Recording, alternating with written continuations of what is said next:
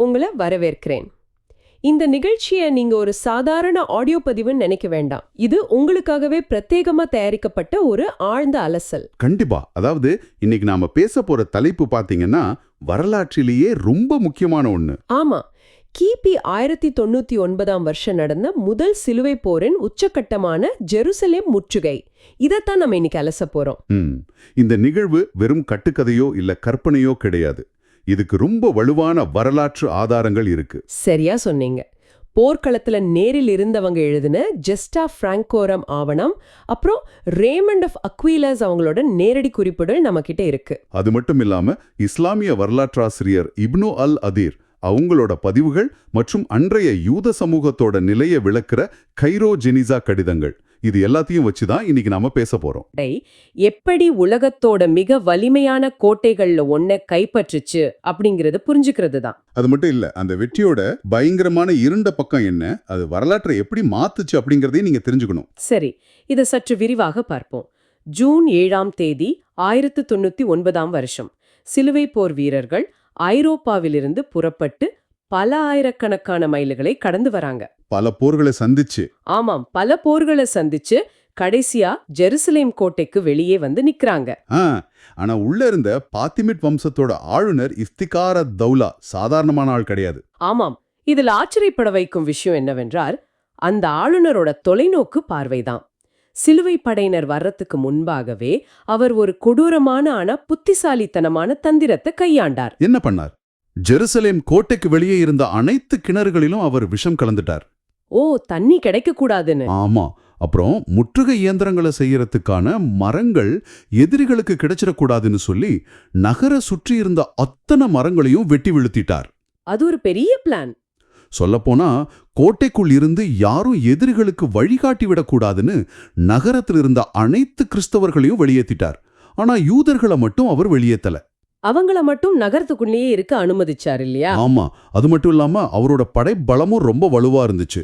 அரபு மற்றும் சூடான் காலாட்படை வீரர்களோடு எகிப்திலிருந்து வந்த 400 உயரடுக்க குதிரைப்படை வீரர்களும் அவர்கிட்ட இருந்தாங்க.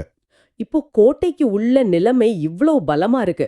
ஆனா வெளியில சுட்டெரிக்கும் கோடை வெயில்ல நின்ன சிலுவை படையினரோட நிலைமை பாத்தீங்கன்னா ரொம்ப பரிதாபம். ரொம்பவே மோசம். ஐரோப்பாவிலிருந்து புறப்படும் போது பல பல்லாயிரக்கணக்கானரா இருந்த அந்த படை பசி, பஞ்சம், நோய்களெல்லாம் தாண்டி இப்போ வெறும் 1300 குதிரை வீரர்களையும் 12,000 காலாட்படை வீரர்களையும் மட்டுமே கொண்டிருந்துச்சு. குடிக்க ஒரு சொட்டு தண்ணி கூட இல்ல.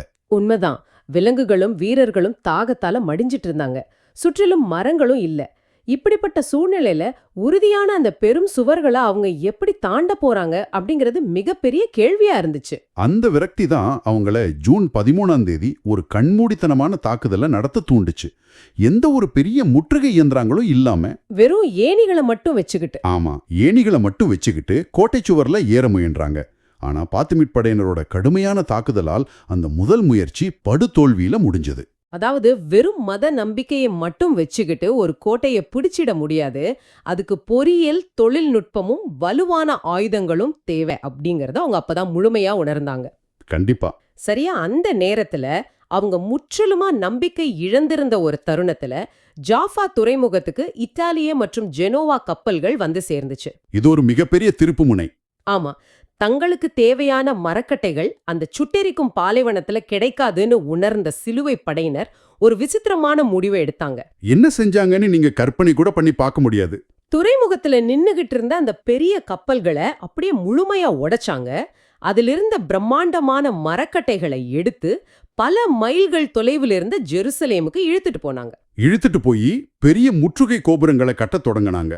யோசிச்சு பாருங்க, இது கிட்டத்தட்ட ஒரு பெரிய கப்பலை உடைச்சி அதன் பாகங்களை கொண்டு ஒரு நடமாடும் கோபுரத்தை உருவாக்குறது போன்ற ஒரு நம்ப முடியாத தந்திரம். அந்த உவமை மிக சரியானது. ஏன்னா ஒரு கட்டமைப்பு ரீதியான தற்காப்பு உடைக்க அதே அளவிலான ஒரு பொறியியல் அற்புதம் அவங்களுக்கு தேவைப்பட்டுச்சு. விலங்குகளோட தோள்களை உரிச்சு அந்த முற்றுகை கோபுரங்களின் மீது போர்த்துனாங்க. அத நெருப்பம்புகள்னு பாதுகாக்கவா? ஆமா, கோட்டைக்கு மேலிருந்து வீசப்படும் நெருப்பம்புகள்ல இருந்து கோபுரங்களை பாதுகாக்க இந்த ஈரமான தோள்கள் ரொம்பவே உதவிச்சு. ஆனா இயந்திரங்கள் தயாராகி விட்டாலும் வீரர்களோட மனநிலை ரொம்ப சோர்வடைஞ்சிருந்துச்சு இல்லையா? அதான் உண்மை. அதை சரி செய்ய ஜூலை 8ஆம் தேதி பீட்டர் த ஹெர்மிட் அப்படிங்கிற பாதிரியாரோட தலைமையில ஒரு மிகப்பெரிய உளவியல் ரீதியான பேரணி நடந்துச்சு. அந்த ஆன்மீக பேரணி ரொம்ப நாடகத்தன்மை வாய்ந்தது. வீரர்கள் எல்லாரும் தங்கள் ஆயுதங்களை கீழே வச்சுட்டு வெறும் காலோடு ஜெருசலேம் நகர சுவர்களை சுத்தி வலம் வந்தாங்க. உள்ளே இருந்த பாதுமிட் படையினர் கோட்டை சுவர்கள் மேல இருந்து இதை பார்த்து பயங்கரமா கேலி செஞ்சாங்க. ஆனா பைபிள்ல வர்ற ஜெரிகோ நகரத்தோட மதில்கள் எப்படி வெறும் பிரார்த்தனையால இடிஞ்சு விழுந்துச்சோ அதே போல தங்களுக்கும் ஒரு பெரும் வெற்றி கிடைக்கும் அப்படிங்கிற அசைக்க முடியாத மனோதத்துவ நம்பிக்கைய இந்த பேரணி அந்த வீரர்களுக்கு கொடுத்துச்சு. அந்த உளவியல் பலம்தான் ஜூலை 14ஆம் தேதி தொடங்கிய இறுதி தாக்குதல்ல வெளிப்பட்டுச்சு. 2 நாளா இடைவிடாத போர். ஆமா, வடக்கு சுவரில் காட்ஃப்ரே ஆஃப் பவுலியோன் தலைமையிலும் தெற்கு சுவரில் ரேமண்ட் ஆஃப் டுலூஸ் தலைமையிலும் தாக்குதல் நடக்குது. முற்றுகை கோபுரங்களை மெதுவா சுவரை நோக்கி நகர்த்துறாங்க. மேலிருந்து சுடுதண்ணீரும் நெருப்பும் அம்புகளும் மழையென பொழிகிறது. இங்குதான் விஷயம் மிகவும் சுவாரஸ்யமாகிறது. ஜூலை 15ஆம் தேதி மதியம் வடக்கு சுவரில் அமைக்கப்பட்ட முற்றுகை கோபுரத்திலிருந்து ஒரு மரப்பாலம் கோட்டை சுவரின் மீது விழுது. லுடால்ஃப் ஆஃப் டுவர்னாய் அப்படிங்கிற வீரர் முதலில் அந்த பாலத்தின் வழியாக ஓடிச் சென்று கோட்டை சுவர்ல ஏறி உள்ளே குதிக்கிறார். அவரை தொடர்ந்து அவரோட சகோதரர் அப்புறம் தளபதி காட்ஃப்ரே ஆஃப் போலியன் என பலரும் படையெடுத்து உள்ளே நுழைறாங்க. சுவர்ல எதிரிகள் ஏறியதை கண்டதும் பாத்திமிட் படையினரிடையே பெரும் பீதி ஏற்படுது. அவங்களோட தற்காப்பு அரண் முற்றிலுமா உடையுது. அவங்க பின்வாங்க தொடங்குறாங்க.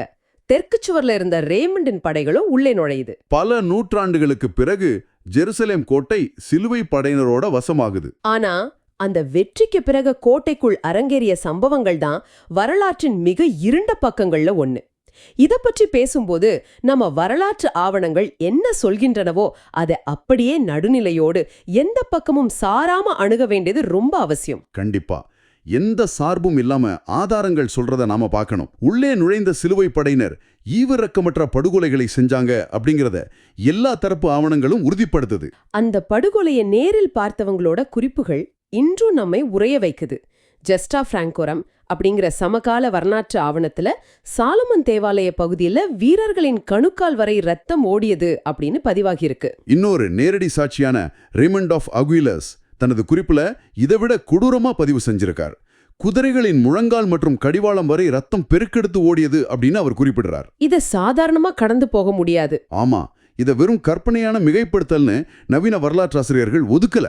உள்ளே நடந்த வன்முறையோட தீவிரத்தை அந்த சொற்களின் அடர்த்தி நமக்கு உணர்த்துது. அல் அக்ஸா பள்ளிவாசல் மற்றும் டோம் ஆஃப் தி ராக் ஆகிய புனித தலங்களில் தஞ்சம் புகுந்த ஆயிரக்கணக்கான இஸ்லாமியர்கள் ஈவிரக்கமின்றி கொல்லப்பட்டாங்க. இஸ்லாமியர்கள் மட்டுமின்றி அங்கிருந்த யூதர்களுக்கும் அதே கொடூரமான நிலைதான் ஏற்பட்டுச்சு. உயிரை காப்பாற்றிக்க யூதர்கள் தங்களோட பிரதான ஜப ஆலயத்துக்குள் சென்று தஞ்சம் புகுந்தாங்க.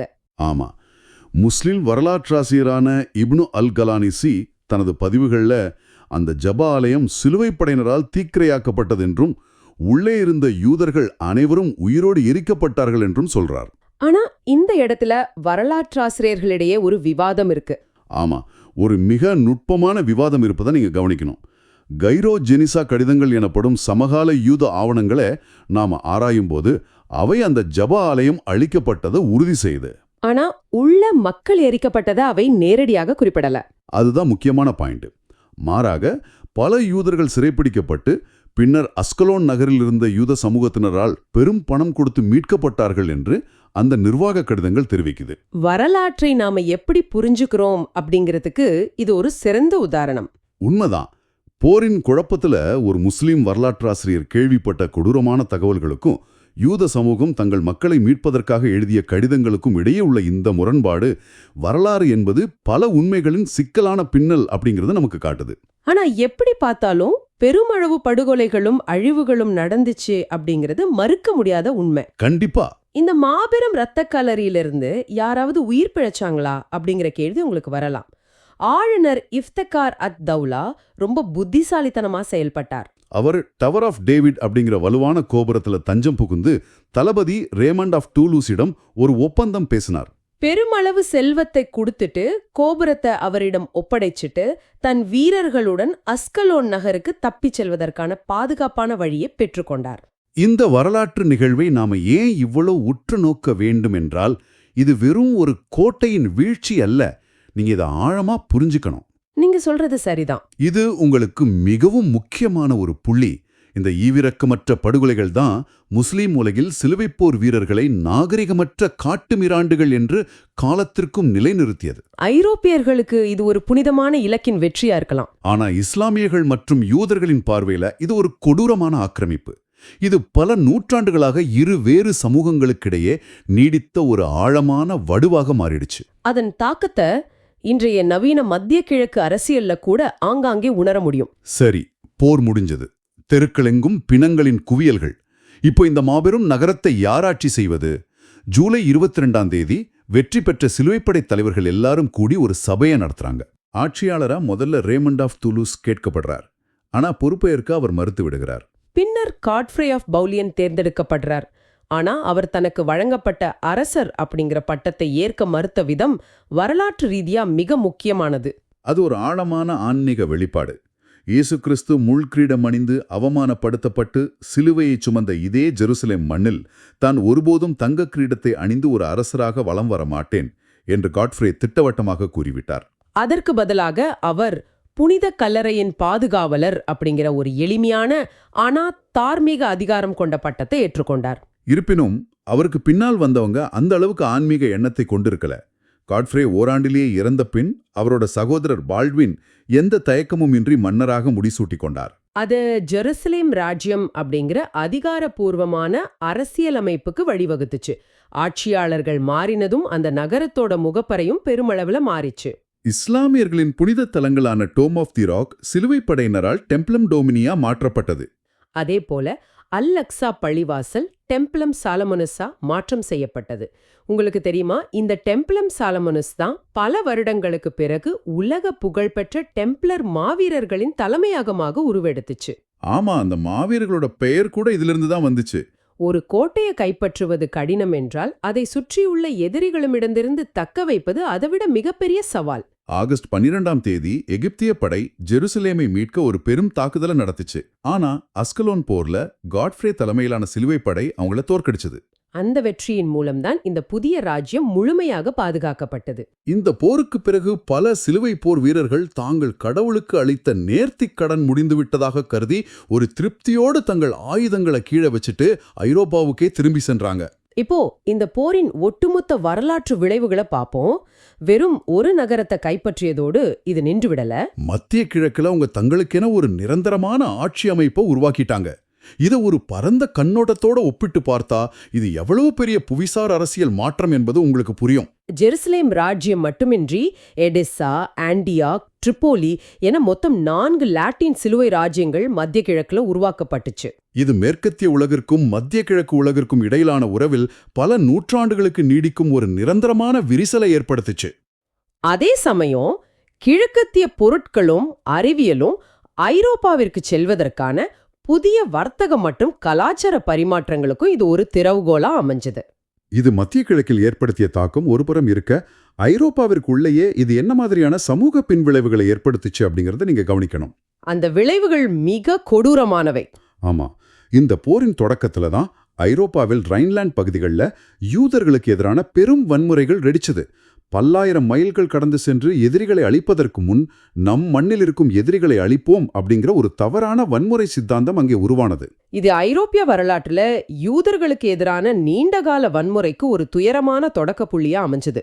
மேலும் கடல் தாண்டி சென்று நிலங்களை கைப்பற்றி அங்கு தங்களின் மதம் மற்றும் பண்பாட்டை நிலைநிறுத்தும் இந்த முதல் சிலுவை போரின் வெற்றியானது பல நூற்றாண்டுகளுக்கு பின் ஐரோப்பியர்கள் உலகம் முழுவதும் மேற்கொண்ட காலனித்துவ மற்றும் ஏகாதிபத்திய விரிவாக்கத்திற்கு ஒரு மறைமுகமான முன்னோடியாகவும் அமைந்தது என்று வரலாற்று ஆய்வாளர்கள் கருதுறாங்க. ஆக இதற்கெல்லாம் என்ன அர்த்தம்? பசியால் வாடிய சோர்வடைந்த ஒரு படை எந்தவிதமான தளவாடங்களும் இன்றி மத நம்பிக்கை அப்படிங்கிற ஒற்றை ஆயுதத்தை கொண்டு சாத்தியமற்ற ஒன்றை சாத்தியமாக்கியது. ஒரு பெரிய கோட்டையை வீழ்த்துச்சு. ஆனா அந்த வெற்றியின் விலை ஆயிரக்கணக்கான மக்களோட கொடூரமான மரணமும் பல நூற்றாண்டுகளாக ஆறாத வரலாற்று வடுக்களும் தான். வரலாறு எப்போதுமே கருப்பு வெள்ளையாக இருப்பதில்லை. பல்வேறு மனித உணர்ச்சிகளின், தந்திரோபாயங்களின் மற்றும் அதிகார பசிகளின் சிக்கலான வலையாகவே அது இருக்கு அப்படிங்கிறத நம்ம பார்த்த ஆதாரங்கள் நமக்கு காட்டுது. அதுதான் வரலாற்றின் சுவாரஸ்யமும் கூட. வெற்றி பெற்றவர்களின் ஆவணங்களும் பாதிக்கப்பட்டவர்களின் கடிதங்களும் இணைந்துதான் நமக்கு முழுமையான சித்திரத்தை வழங்குது. முதல் சிலுவைப் போரின் இந்த வன்முறை நிறைந்த வெற்றி மத்திய கிழக்கின் வரைபடத்தையே அடுத்த பல நூற்றாண்டுகளுக்கு மாற்றி அமைச்சது. இதையெல்லாம் பார்க்கும்போது வரலாற்றின் ஒரு மிகப்பெரிய முரண் எனக்கு தோணுது. நாம விடைபெறுவதற்கு முன் நீங்க சுயமாக சிந்தித்து பார்ப்பதற்கான ஒரு ஆழமான வரலாற்று பார்வை இதுதான். சிலுவைப்படை வீரர்களின் இந்த உடனடி மற்றும் மூர்க்கமான வெற்றிதான் தங்களுக்குள் பல குழுக்களாக பிளவுபட்டு கிடந்த முஸ்லிம் அரசுகளை பின்னாளில் ஒன்றிணைய வச்சுது. ஆமா, ஒரு பெரிய அதிர்வலை அது.